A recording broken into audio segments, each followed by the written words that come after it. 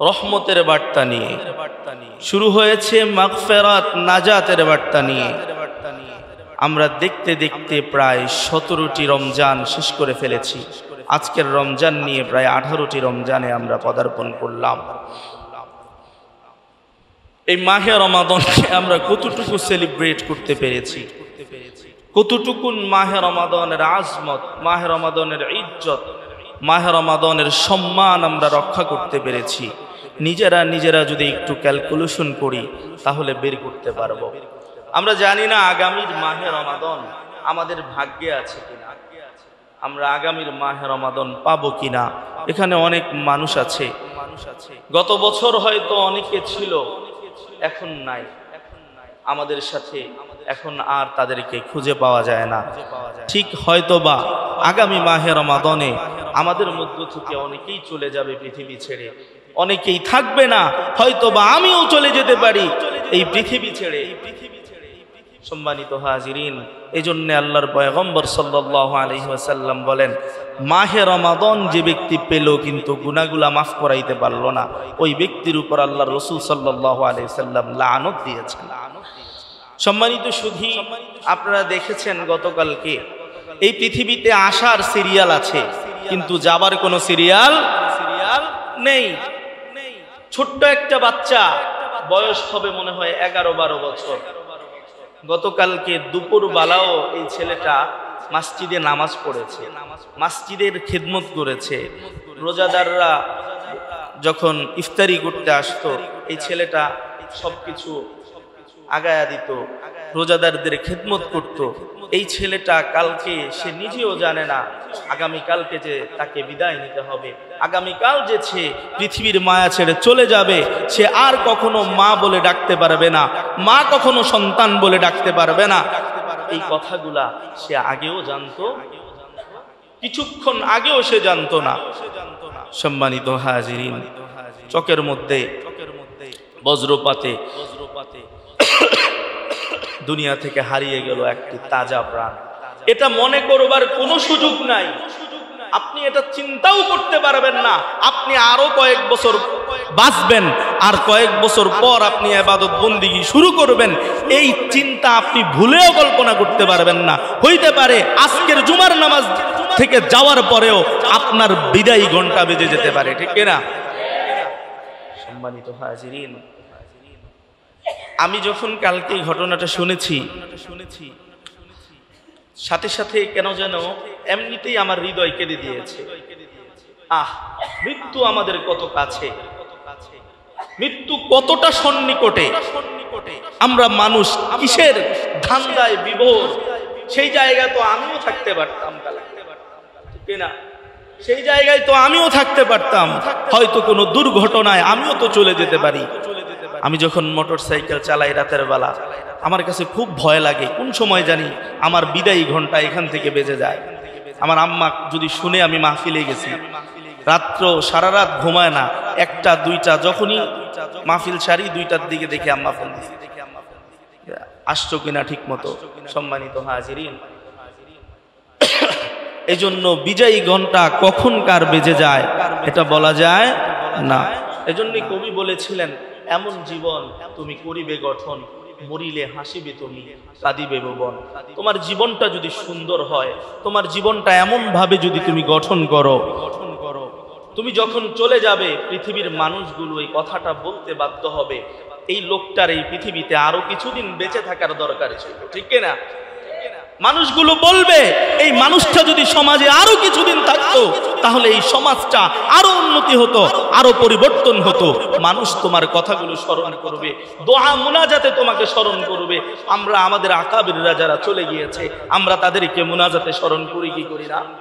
আমরা তাদেরকে মুনাজাতে স্মরণ করি, তাদের কথা আমরা আদৌ পর্যন্ত বলি। তারা তো চলে গিয়েছে, কিন্তু তারা চলে গিয়েও আমাদের কাছে মুনাজাতে, আমাদের কাছে লিখনিতে অমর হয়ে আছে, ঠিক কিনা? এই জন্য জীবনটা এভাবেই গড়ে তোলা দরকার। আমি শুনেছি উত্তরপাড়া মানুষগুলো বলতেছিল যে এই ছেলেটা এতটা শান্ত ছিল, তার মতো শান্ত ছেলে উত্তরপাড়ায় আর ছিল না।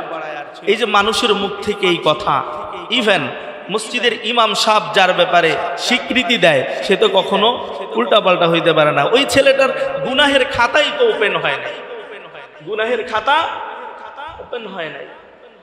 সম্মানিত সুধী, এজন্য জীবনটা যেন এভাবেই গড়ে ওঠা দরকার, যেন আমি চলে যাওয়ার পর আমাকে স্মরণ করবার মতো মানুষ এই পৃথিবীতে তৈরি হয়। সম্মানিত হাজিরিন, যদি জীবনটা হয় নিকৃষ্টতার মতো, আপনি যে দুনিয়াতে আরাম আয়েশে কেটে গেলেন, জুলুম অত্যাচার নির্যাতনে মানুষদেরকে অতিষ্ঠ করে ফেললেন, খোদার কসম মনে রাখেন আপনার নিঃশ্বাস যখন চলে যাবে এই মানুষগুলো বলবে এই লোকটা আরো আগে চলে যাবার দরকার ছিল, ঠিক কিনা? মানুষগুলো এই কথা বলবে, দুনিয়াটা সমাজটা মুক্ত হলো, একটা কীটনাশক সমাজ থেকে দূরে সরে গেল, এই কথাটা বলতে বাধ্য হবে, ঠিক কিনা? এজন্য প্রিয় ভাইয়েরা, জীবনটাকে এইভাবেই গড়ে তুলবো যেন আমি মারা যাওয়ার পর, আমি চলে যাবার পর আমাকে স্মরণ করবার মতো মানুষ এই পৃথিবীতে তৈরি হয়। যুবক ভাইদের জন্য বড় একটা মেসেজ হলো, বড় একটা বার্তা হলো, তুমি মনে করতেছো আরো কিছুদিন পরে তুমি ইবাদত বন্দেগী শুরু করবা, আর একটু বুড়া হইয়া তারপরে শুরু করবা, বুড়া হওয়ার চান্স তুমি পাইবা কিনা এই গ্যারান্টি তোমার কে দিল, ঠিক কিনা?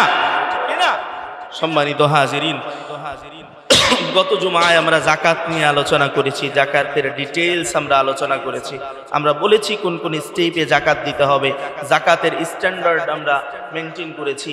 আল্লাহ রাসূল সাল্লাল্লাহু আলাইহি ওয়াসাল্লাম দুইটা স্ট্যান্ডার্ডে জাকাত দেওয়ার পারমিশন দিয়েছেন। কয়টা? একটা হলো গোল্ড আর একটা হলো সিলভার। আমরা কোন স্ট্যান্ডার্ড ধরে জাকাত দিব? সিলভার, রূপা। কোন স্ট্যান্ডার্ড ধরে জাকাত দিব? রূপার স্ট্যান্ডার্ডকে হিসাব করে আমরা অবশ্যই জাকাত প্রদান করব। আজকে অত্যন্ত দুঃখের বিষয় হলো কি জানেন, আমাদের মাঝে দ্বীনের বার্তা, ইসলামের বার্তাগুলো ঠিকঠাক মতো আমরা পালন না করার কারণে, হিদায়াত আমাদের মাঝে না আসার কারণে এই কথাগুলো আমাদেরকে প্রত্যেক বারবার বলে দিতে হয়, স্মরণ করিয়ে দিতে হয়। অথচ মুসলমান হিসাবে ফরজিয়ত, ফরজ জাকাত, এটা ফরজ না ওয়াজিব না সুন্নত?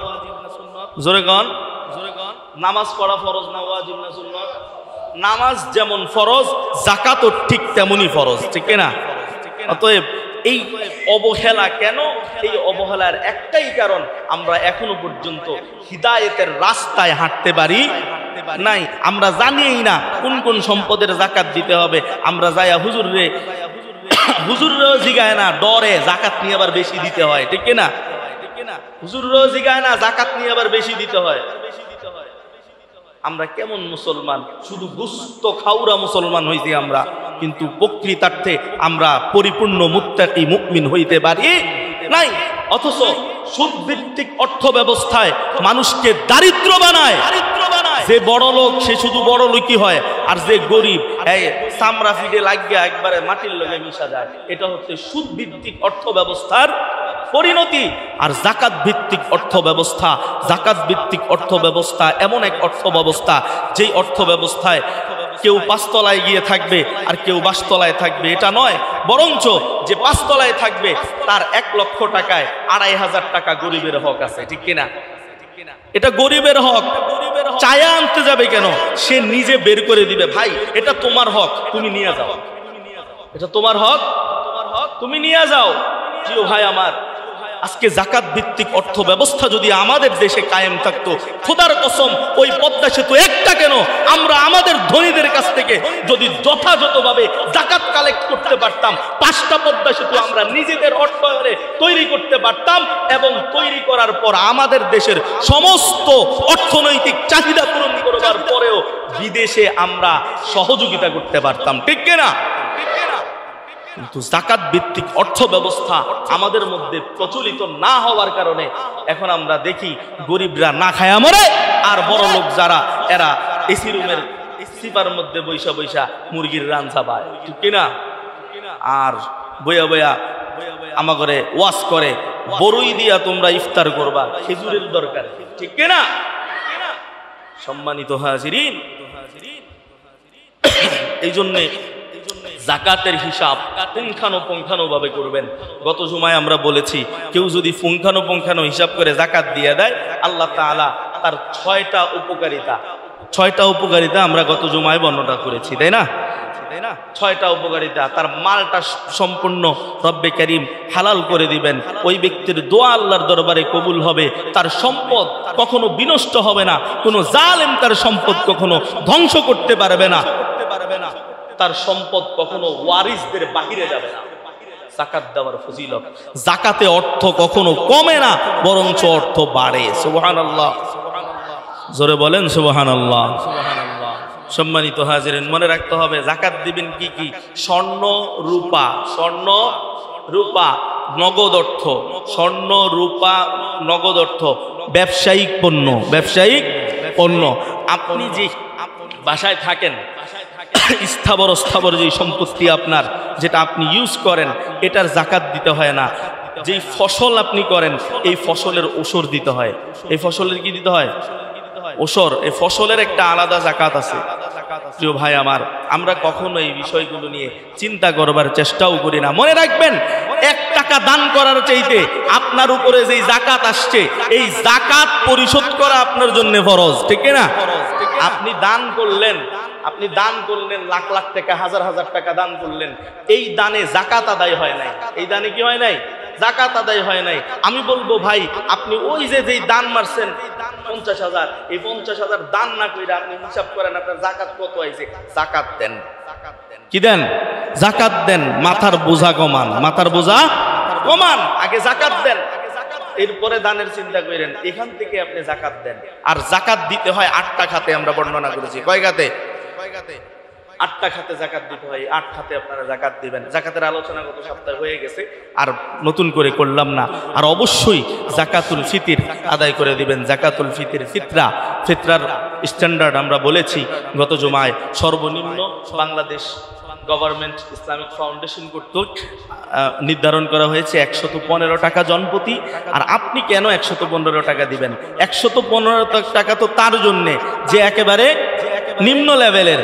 আমরা স্ট্যান্ডার্ডগুলো বর্ণনা করেছি। খেজুর দিয়ে যদি কেউ দেয় 400 টাকা, কেউ যদি পনির দিয়ে দেয় তাহলে 2940 টাকার মতো। এভাবে স্ট্যান্ডার্ড আছে, আপনারা দেখে নেবেন অনলাইন থেকে, যেটা আপনার জন্য সুইটেবল, আপনি যেটা দেওয়ার সক্ষমতা রাখেন, আপনি সেইভাবে যাকাতুল ফিতর আদায় করে দেবেন ইনশাআল্লাহ। প্রিয় ভাইয়েরা, আয়াতে কারিমা তেলাওয়াত করেছি। লাকাদ নাসরাকুমুল্লাহু ফি মাওয়াতিন কাসীরাতিন ওয়া ইয়াওমা হুনাইনিন ইয আ'জাবাতকুম কাসরাতুকুম ফালাম তুগনি আনকুম শাইআ ওয়া দাকাত আলাইকুমুল আরদু বিমা রাহুবাত সুম্মা ওয়াল্লাইতুম মুদবিরিন। আমরা গতকালকে 17ই রমজান আমাদের মাঝ থেকে বিদায় হয়েছে। 17ই রমজান ছিল বদর দিবস। কি দিবস? বদর দিবস। বদর এমন একটা যুদ্ধ, প্রাথমিক ইসলামকে এই পৃথিবীর মাঝে ওয়ার্ল্ড ওয়াইড ছড়িয়ে দেওয়ার জন্যে যেই যুদ্ধ সবচেয়ে অগ্রণী ভূমিকা পালন করেছে, সেই যুদ্ধটির নাম ছিল বদর যুদ্ধ। কি যুদ্ধ? বদর যুদ্ধ। বদর যুদ্ধকে আল্লাহ তাআলা পবিত্র কোরআনুল কারীমের সূরাতুল আনফালে রব্বে কারীম হক বাতিলের লড়াই বলে ঘোষণা দিয়েছেন। হক বাতিলের লড়াই, এর মাধ্যমে পার্থক্য হয়েছে। হক এবং বাতিল, এর মাধ্যমে পার্থক্য হয়েছে। প্রিয় ভাইয়েরা, বদর থেকে আপনাদেরকে, এই বদরের ইতিহাস আপনারা জানেন, আমি শুধু ছোট্ট করে কিছু মেসেজ আপনাদের কাছে দেই। বদরের মধ্যে, বদরের প্রান্তরে মুসলমানদের সংখ্যা ছিল একেবারেই সংকীর্ণ, একেবারেই অল্প। যুদ্ধের জন্যে বড় এক কর্নেল তিনি লিখেছিলেন, যুদ্ধের জন্যে, যুদ্ধের একটা অন্যতম পদ্ধতি হলো 1:3। 1:3, 1:3 বুঝেন? 1:3 মানে হচ্ছে একজনের এগেনিস্টে 3 জন, একজনের এগেনিস্টে 3 জন যদি যুদ্ধ করে, ওই যুদ্ধে খুব দ্রুত জয়লাভ করা যায়। ওই যুদ্ধে খুব দ্রুত জয়লাভ করা যায়। আর মুসলমানদের যুদ্ধ হয়েছিল 3:1। কি যুদ্ধ হয়েছে? 3:1। একজনের বিপরীতে কাফেররা যুদ্ধ করেছে 3 জন, মুসলমান ছিল 1 জন, কাফের ছিল 3 জন। মুসলমান ছিল 1 জন, কাফের ছিল 3 জন। সম্মানিত হাজিরিন, এমন এক বিভীষিকাময় অবস্থা, এমন একটা পরিস্থিতি, যেই সাহাবায়ে কেরাম কখনো যুদ্ধে অংশগ্রহণ করেন নাই। এরা যুদ্ধবাজ ছিল না, এরা কখনো এই ধরনের লড়াইয়ে অংশগ্রহণ করেন নাই, এই প্রথম তারা যুদ্ধে অংশগ্রহণ করবে। এই বদরের প্রান্তরে আল্লাহর পয়গম্বর সাল্লাল্লাহু আলাইহি ওয়াসাল্লামকে আল্লাহ রাব্বুল আলামিন ঘোষণা করলেন বদর যুদ্ধের ঘোষণা দেওয়ার জন্য। আরে পয়গম্বর যদি চাইতেন, পয়গম্বর দোয়া করার সাথে সাথে আল্লাহ কবুল করতেন কিনা, রব কবুল করতেন কিনা? আপনার আমার দোয়ার মধ্যে ভেজাল থাকতে পারে, কিন্তু পয়গম্বর দোয়া করার সাথে সাথে এই দোয়া যিনি কবুল করে নাই তিনি কে? জোরে বলেন কে? সম্মানিত হাজিরিন, কিন্তু পয়গম্বর এই যুদ্ধের মাধ্যমে মুসলমানদের ইমানের দৃঢ়তা দেখেছেন, মুসলমানদের ইমানের পাওয়ার দেখেছেন, ইমান কতটা মজবুত হতে পারে। সম্মানিত হাজিরিন, এক সাহাবী আল্লাহর রাসূল সাল্লাল্লাহু আলাইহি ওয়াসাল্লামকে এসে বলতেছে, ইয়া রাসূলুল্লাহ, আমি যুদ্ধে যেতে চাই, আমাকে তরবারি দেন। মুসলমানদের কাছে কোনো তরবারি ছিল না, যুদ্ধের সরঞ্জামের জন্য তো তরবারির প্রয়োজন, তরবারি ছিল না। মুসলমানদের কাছে কোনো অস্ত্র শস্ত্র ছিল না, তারা যে যুদ্ধ করবে। সম্মানিত হাজিরিন, কিতাবের মধ্যে এসেছে মুসলমানদের ঘোড়ার সংখ্যা ছিল মাত্র 2টা। কয়টা? 2টা ঘোড়া ছিল, 2টা ঘোড়া। যেখানে কাফের মুশরিকদের ঘোড়ার সংখ্যা ছিল প্রায় 200, সেই জায়গায় মুসলমানদের ঘোড়ার সংখ্যা ছিল মাত্র 2টা। সম্মানিত হাজিরিন, মুসলমানদের উটের সংখ্যা ছিল মাত্র 70টা। তার এগেইনস্টে কাফেরদের উটের সংখ্যা ছিল প্রায় 700। কত ছিল? 700। সম্মানিত হাজিরিন, মুসলমান সৈন্য সংখ্যা ছিল মাত্র 313 জন, কাফেরদের সৈন্য সংখ্যা ছিল প্রায় 1000। কত? এমন একটা যুদ্ধে মুসলমান অংশগ্রহণ করবে, পূর্ব কোনো প্রস্তুতি নাই, জীবনে কোনোদিন যুদ্ধ করে নাই, যুদ্ধের নিয়ম কানুন কিচ্ছু তারা জানে না। সম্মানিত হাজিরিন, এমন এক জায়গায় তারা দাঁড়িয়েছে, এমন এক জায়গার মধ্যে তারা অবস্থান করছে যেই জায়গা যুদ্ধের উপযোগী নয়, যেখানে দাঁড়ানো যায় না, পিছলিয়ে যায়, এমন একটা জায়গা। সূর্য উদিত হলে সূর্যের আলো সরাসরি তাদের চোখে এসে পড়ে, ঠিক মতো সৈন্যদেরকে দেখা যায় না, এমন একটা জায়গায় দাঁড়িয়ে তারা যুদ্ধ শুরু করে। সাহাবায়ে কেরাম আল্লাহর পয়গম্বরকে এসে এক সাহাবী বলতেছে, ইয়া রাসূলুল্লাহ, আমি যুদ্ধ করব, আমাকে অস্ত্র দেন, আমাকে তরবারি দেন। আল্লাহর রাসূল সাল্লাল্লাহু আলাইহি ওয়াসাল্লাম খেজুরের ডাল তুলে দিয়েছিলেন হাতে। কি তুলে দিয়েছেন? আচ্ছা আপনারা বলেন তো দেখি, খেজুরের ডাল দিয়ে মারলে কি মানুষ মরার কথা? কথা কয় না। খেজুরের ডাল দিয়ে মারলে মানুষ মরার কথা? আরে খেজুরের ডাল দিয়ে যুদ্ধ করা, আপনি কি মনে করেন তরবারির এগেইনস্টে খেজুরের ডাল এটা কোনো পদ্ধতি হলো? সম্মানিত হাজিরিন, যখন এই খেজুরের ডাল নিয়ে সাহাবায়ে কেরাম সামনে অগ্রসর হয়েছেন, এই খেজুরের ডালটা কাজ করেছে ইমানের পাওয়ারে, তরবারির কাজ করেছে। সুবহানাল্লাহ। শুধুমাত্র ইমানের কারণে তরবারির কাজ করেছে। তাদের ইমানটা কত মজবুত ছিল, তাদের ইমানের দৃঢ়তা কত মজবুত ছিল। সম্মানিত হাজিরিন, আল্লাহর পয়গম্বর সাল্লাল্লাহু আলাইহি ওয়াসাল্লাম হাতগুলো আসমানের দিকে তুলে দিলেন। আসমানের দিকে তুলে রব্বে কারীমের কাছে বলতেছেন, এমন ভাবে হাতগুলো তুললেন, সিদ্দিকে আকবর রাদিয়াল্লাহু তাআলা আনহা তিনি এসে পয়গম্বরকে পিছন থেকে বলেন, ইয়া রাসূলুল্লাহ, হাত নামান, আর দোয়া করতে হবে না, রব দোয়া কবুল করে নিয়েছে। সুবহানাল্লাহ। রব দোয়া কবুল করে নিয়েছে, রব দোয়া কবুল করে নিয়েছে, আপনি হাত নামান। সম্মানিত হাজিরিন, সেই যুদ্ধে আমরা দেখেছি মুসলমানদের বিজয়ে পুরা বিশ্ব, পুরা পৃথিবীতে ছড়িয়ে গিয়েছে মুসলমানদের জয়গান, মুসলমানদের বিজয়ের অবস্থা। সম্মানিত হাজিরিন, এর একটাই মাত্র কারণ ছিল, সেটা ছিল ইমানের পাওয়ার। কিসের পাওয়ার? জোরে বলেন, কিসের পাওয়ার? ইমানের পাওয়ার। আজকে আমাদের ইমানের পাওয়ারের অবস্থা কি জানেন? আমি গতকালকে বদরের একটা প্রোগ্রাম ছিল মাজলিসুল মুফাসসিরিনের, আমি সেখানে বলেছি আমার বাংলাদেশের ইমাম সাহেবদের ইমানের অবস্থা কি জানেন? ইমাম সাহেবদের ইমানের অবস্থা হচ্ছে এক একজন ঝাড়ুদারের মতো, সুইপারের মতো। বেটা, তোদের ইমান যদি শক্ত থাকতো, মসজিদের মিম্বার থেকে তোরা হুঙ্কার দিলে সেই হুঙ্কারে মস্তক কেঁপে ওঠার কথা ছিল, ঠিক কি না? সেই হুঙ্কারে মস্তক কেঁপে ওঠার কথা ছিল। কিন্তু আমাদের ইমাম সাহেবদের ইমানের পাওয়ার, ইমানের অবস্থা হলো ঝাড়ুদারের মতো। সবাই আমার দিকে তাকাইয়াছিল। আমি বললাম, কেন জানেন? আপনারা চিন্তা করেন, সভাপতিরে তেল না দিলে মসজিদের মিম্বারে থাকা যাবে না, কথা কন ঠিক কিনা? সেক্রেটারির তেল না দিলে মসজিদের মিম্বারে থাকা যাবে না। আরে মিয়া, আপনার রিজিকের ফয়সালা তো হয় আসমান থেকে, আপনার রিজিকের ফয়সালা কি সভাপতি আর সেক্রেটারি করে নাকি? জোরে বলেন ঠিক কিনা?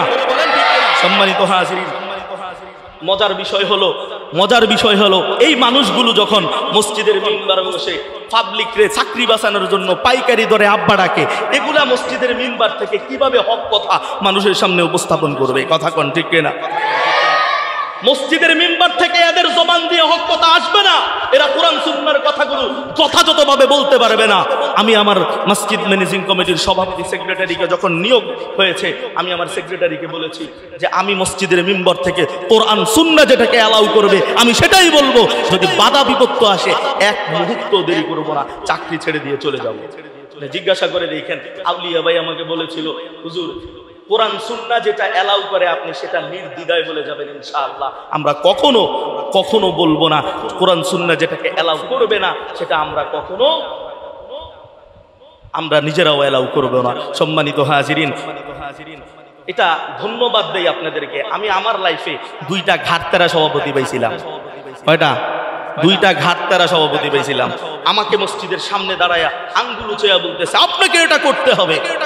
উনি যখন এই কথা কইছে, আরে মসজিদ মিম্বারে যখন আমরা বসি, এই মিম্বারে শুধু আমার কথাই চলবে, এই মিম্বারে শুধু আমার কথাই চলবে। আপনি মসজিদ পরিচালনা করতে পারেন, কিন্তু শরিয়া আইন আপনার দ্বারা পরিচালিত হতে পারে না। তিনি টাকার গরমে অহমিকায় ভইরা গেছেন আর কি অবস্থা।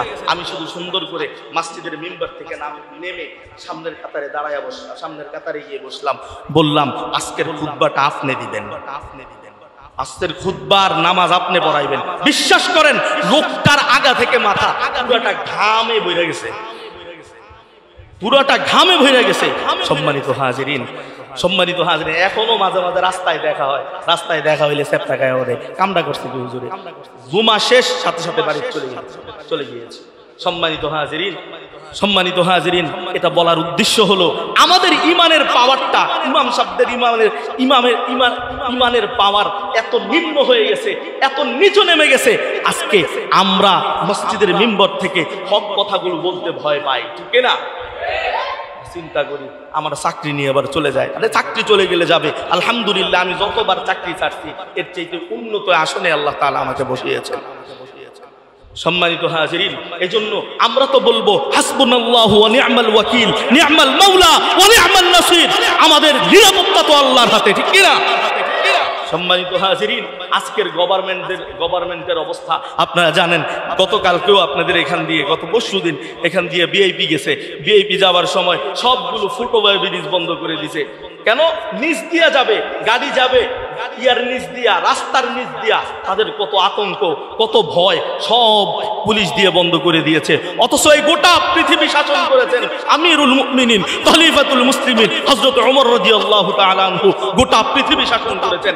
তিনি যখন পৃথিবী শাসন করেন, তার এক ইহুদি উনি এসেছেন ওমরের সাম্রাজ্য দেখার জন্য, আমিরুল মুমিনিনের সাম্রাজ্য দেখার জন্য এসেছেন। এসে দেখে আমিরুল মুমিনিন তরবারিটা গাছের মধ্যে ঝুলাইয়া জমিনের মধ্যে শুয়ে রয়েছে। সুবহানাল্লাহ। অর্ধ জাহান যিনি শাসন করেন, যার কথায় বাচ্চারা ঘুমায়, বাচ্চাদেরকে ঘুম পাড়াইতো মদিনায়, বাচ্চাদেরকে ঘুম পাড়াইতো। ওমর আসতেছে এই কথা বললে বাচ্চারা দ্রুত ঘুমায় যেত। সে এসেছে ওমরের মসনদ দেখার জন্য, এসে দেখতেছে ওমর খোলা আকাশের নিচে তরবারিটা ঝুলাইয়া ঘুমায় রয়েছে।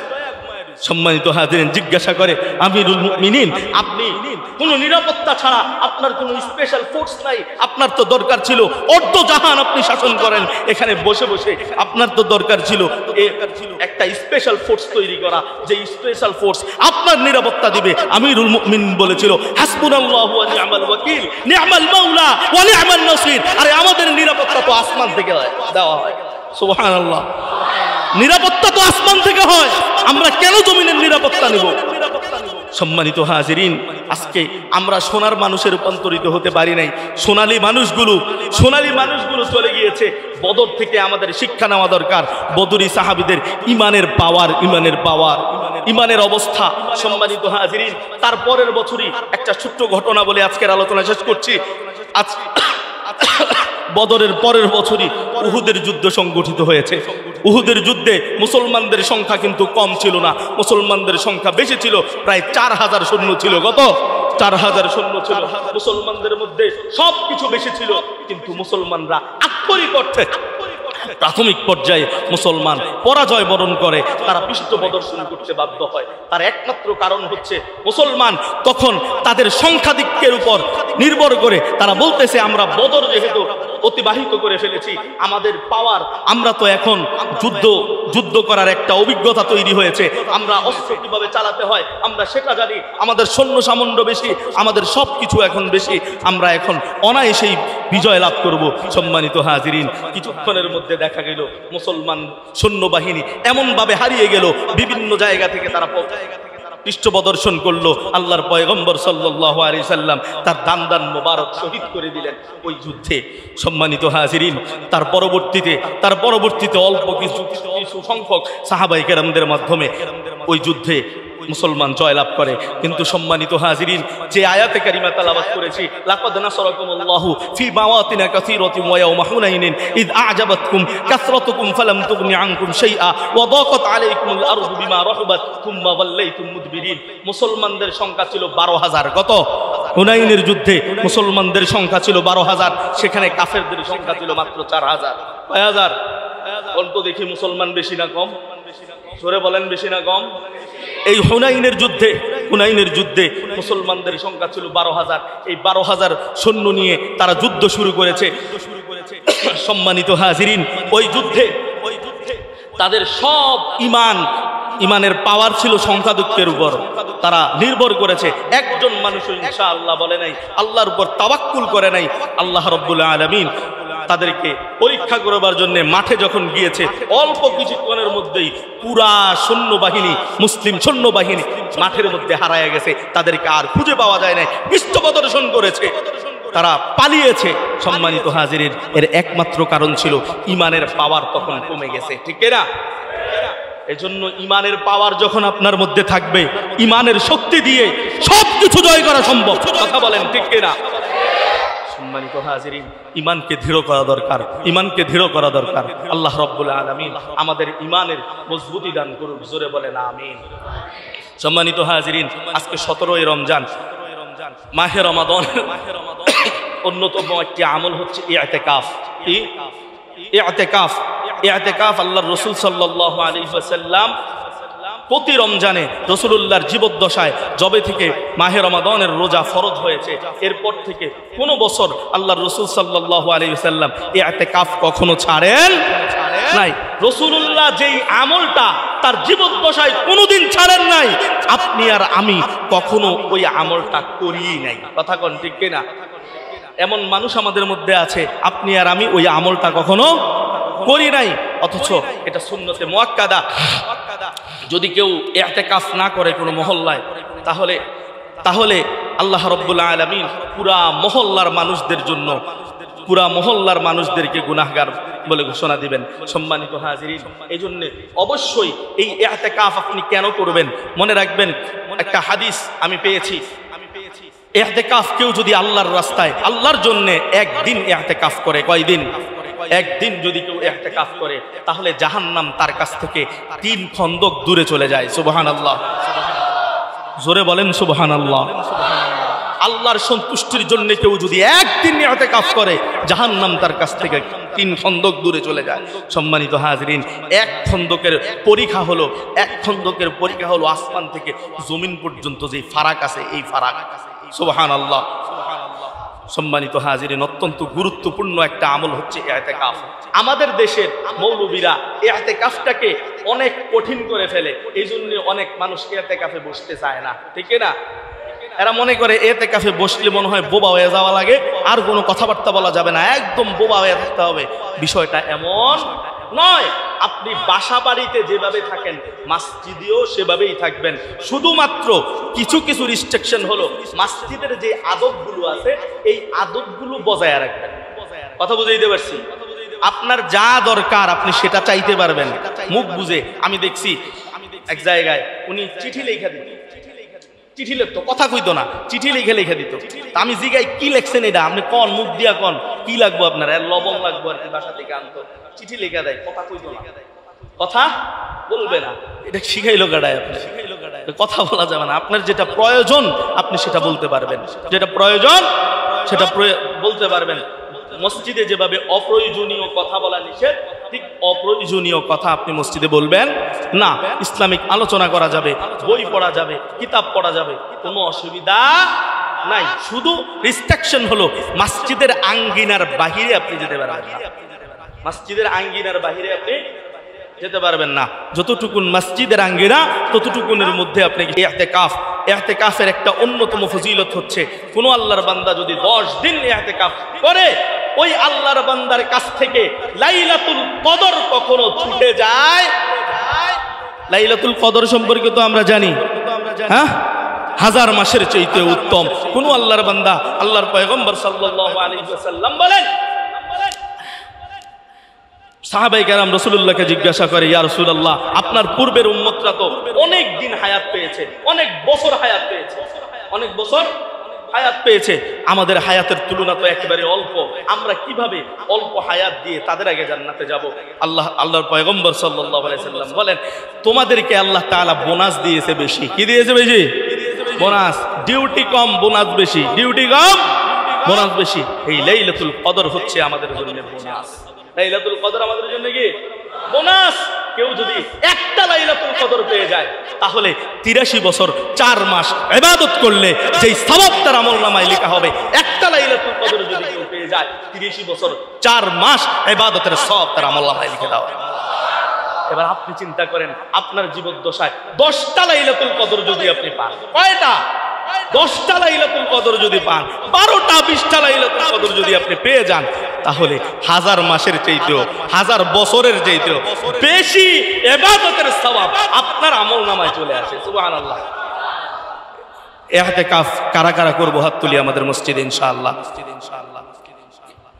মাশাআল্লাহ। যুবক ভাইদের মধ্যে আলিফ, আমার নাম কি? সাকিব, মুরব্বীরা, মাশাআল্লাহ। আল্লাহ রাব্বুল আলামিন আমাদের মসজিদে যারা ইতিকাফে বসবেন, আমি আপনাদের কাছে একটা, আমাদের মুরব্বী বাবারা প্রতি বছরই বসে মনে হয়, মুজিবুর ভাই চাচা প্রতি বছরই বসে। আল্লাহ তাআলা প্রত্যেকের ইতিকাফকে কবুল করুক, জোরে বলেন আমিন। যুবক ভাইয়েরা বেশি বেশি ইতিকাফে বসা দরকার। আরে মুরব্বীরা তো এখন যাওয়ার কোনো রাস্তা নাই, এই জন্য ওনারা তো আর তোমাদের মতো চাইলেই খেলাধুলা করতে পারে না, পারে নাকি? হ্যাঁ, ওনাদের কাজ এখন ইবাদত করা, ঠিকমতো 5 ওয়াক্ত নামাজ পড়া, ঠিকমতো খাওয়া দাওয়া করা আর ঘুমানো। কিভাবে জীবনটা চলে যাবে ওই চিন্তায় এখন ওনারা বিভোর। দরকার যুবক ভাইয়েরা, তোমরা ইতিকাফে বসবে। আমি ঘোষণা করলাম 10 দিন যে ইতিকাফে বসবে, তাকে কোরআন শরীফ শুদ্ধ করে শেখানোর জন্য যতটুকুন প্রচেষ্টা করা দরকার, আমি শাফাআত হুসাইন আজাদি সেটা করবো ইনশাআল্লাহ। কোন যুবক ভাই ইতিকাফে যদি বসে এই 10 দিন, কবেন হুজুর 10 দিনে কোরআন সহি করে পড়া সম্ভব? আমি আজাদি বলছি, আমি কোরআনের স্পেশালিস্ট। আমি কোরআনের উপর অনার্স করেছি, কোরআনের উপর মাস্টার্স চলছে। আমি জানি কিভাবে কোরআন শুদ্ধ করে দ্রুত সময়ের মধ্যে শিখানো লাগে। এটা আমার চাইতে ভালো কেউ বলতে পারবে না। আপনাকে এমন মেথড অ্যাপ্লাই করবো ইনশাআল্লাহ, যতক্ষণ সময় লাগে আমি দিব, যতক্ষণ সময় লাগে।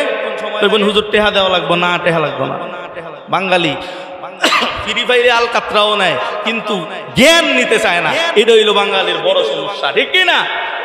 ফিরি যদি কেউ তাকে জ্ঞান দিতে চায়, ফিরি যদি তাকে কেউ শিখাইতে চায়, এইটা কেউ শিখে না। কিন্তু এমনি ফিরি যদি কিছু দেন, পকেটে কইরা বা হাত কইরা যদি কিছু লইয়া দেন, এটা নেওয়ার জন্য দেখবেন সিরিয়াল ধরে লেগে, ঠিক না? এই জন্য যুবক ভাই যতজন বসবেন ইনশাআল্লাহ, আমি ওয়াদা করলাম যতক্ষণ আপনারা মসজিদে থাকবেন, আমি তো আপনাদেরকে দিক নির্দেশনা দিবই। কোরআন শিখানোর জন্য যতটুকু প্রচেষ্টা করা দরকার আমি করব ইনশাআল্লাহ। যারা কখনো কোরআন শরীফ সহি করে পড়তে পারেন নাই, এই 10 দিনে আপনি পড়তে পারেন কিনা অ্যাপ্লাই করে দেখুন। আমার কাছে ছোট্ট ছোট্ট কয়েকটা বাচ্চা এই মাসে রমজান কোরআন শরীফ পড়েছে, এদের তেলাওয়াত শুনে দেখবেন 10টা পোলাপানের চাইতে এদের তেলাওয়াত অনেক শুদ্ধ, অনেক শুদ্ধ। কথা বুঝাইতে পারছি? এই জন্য অবশ্যই যুবক ভাইয়েরা বেশি বেশি করে বসবেন। এটা আপনাদের প্রতি আমার নসিহত। আপনারা আসবেন, প্রয়োজনে 2 দিন 4 দিনের জন্য হইলেও বসবেন। তবে মনে রাখবেন, এটা অবশ্যই যারা 2-4 দিনের জন্য বসবেন, এটা অবশ্যই সুন্নত হবে। বুঝতে পারছি? আল্লাহ তাআলা আমাদের সবাইকে আজকে যে